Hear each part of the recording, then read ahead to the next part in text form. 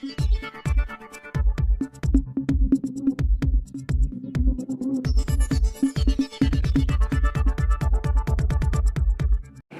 दिवसांपासून हा कार्यक्रम घ्यायचा आपण ठरवत होतो आणि आपण सन्माननीय पालकमंत्री महोदयांना हा विषय जेव्हा कानावर घातला तेव्हा त्यांनी लगेच या कार्यक्रमाची तारीख दिली आणि वेळ दिली आणि तसाच आजचा हा कार्यक्रम आज इथे आयोजित करण्यात आलेला आहे. ह्या ज्या 35 परवानग्या आहेत अनेक दिवसांपासून मला असं वाटतं जेव्हा ह्या जिल्ह्याला पालकमंत्री म्हणून तुम्ही लागले नव्हते तेव्हापासून ही मागणी होती, पण ती तुमच्या माध्यमातूनच पूर्ण व्हायची होती आणि म्हणून आज ती पूर्ण होताना अनेक लोक समाधानी आहेत. तुम्हाला माहिती आहे तुमच्याही मतदारसंघामध्ये मच्छीमार समाज आहे, मच्छीमार बांधव आहे. साहेब अनेक प्रश्न या किनारपट्टीचे आहेत. मी तुम्हाला काही वेगळं सांगायची काही गरज नाही, तुमच्याही भागामध्ये किनारपट्टी आहे.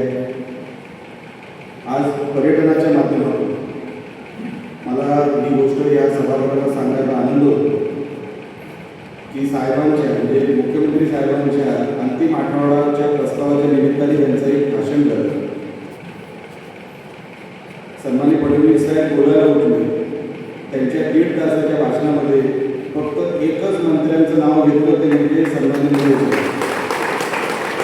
त्यांच्या नुसतं कामाचा उल्लेख केला नाही तर त्यांच्या कामाचं कौतुक देखील केलं आणि त्यांचं अभिनंदन देखील केलं. एकमेव मंत्री त्यांच्या भाषणामध्ये शेवटच्या आठवड्याचा प्रस्ताव जो असतो अतिशय महत्त्वाचा प्रस्ताव विधिमंडळाच्या दृष्टिकोनातून आणि त्याच्यामध्ये खरोखरच तुम्ही जे काम या जिल्ह्यामध्ये करोडो रुपये मला असं वाटतं देवले साहेब आपण याचा उल्लेख केला करोडो रुपये आपण या निमित्ताने इकडे आणताय ते इम्प्लिमेंट झाले पाहिजे याच्यासाठी आपलं मॉनिटरिंग पण आपण करत आहे.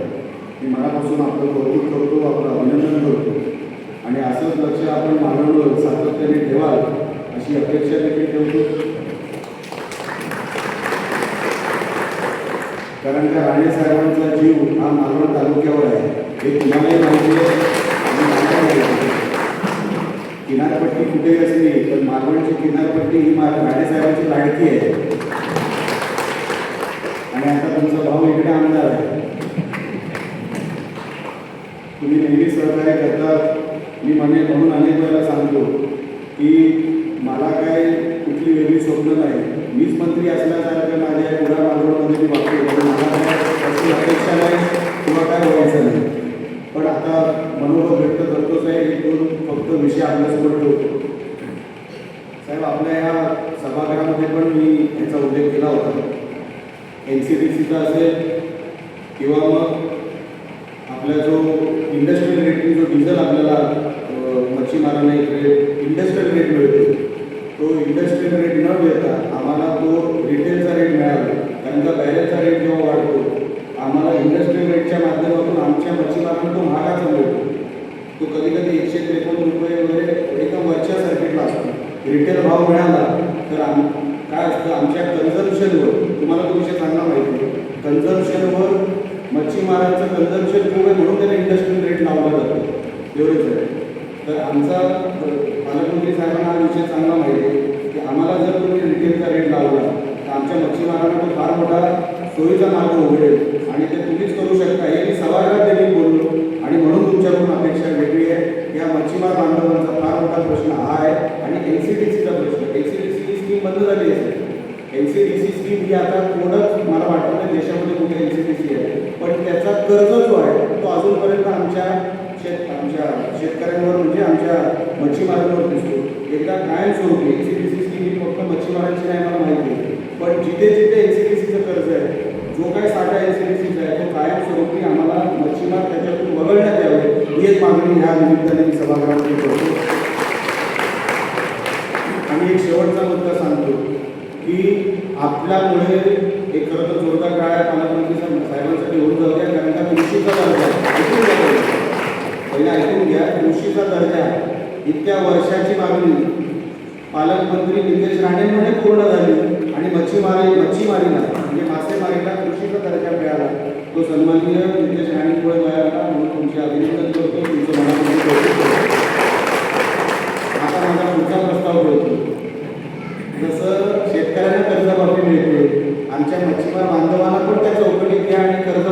टाका सरसकट. आणि एवढीच विनंती आपल्यासमोर मी करतो, आकडा फार मोठा असला तरी आपण ते करू शकता. कॅबिनेटमध्ये जो पहिली मला वाटतं कॅबिनेट झाली, पहिल्या कॅबिनेटमध्ये सिंधुदुर्गाचं नाव पहिल्या कॅबिनेटमध्ये 1.5 वर्षापूर्वी हे तुमच्यामुळे आपण ऐकायला मिळालं. त्या गोष्टीसाठी तुमचं मी अभिनंदन करतो. आणि जास्त मी बोलतो की एक भाऊ दुसऱ्या भावाची किती हे करतोय, म्हणजे भावही करतोय, ते जास्तच कोण आहे की मानवमध्ये चिकित्सक आहे. इकडे म्हणजे जगामध्ये काय चाललंय मला माहिती नाही, पण ह्याला सगळ्या गोष्टींची माहिती आहे. मालवण म्हणजे अतिशय चिकित्सक तालुका. त्या एका भावाने दुसऱ्या भावाची जरी जास्त प्रशंसा केली, काहीतरी गडबड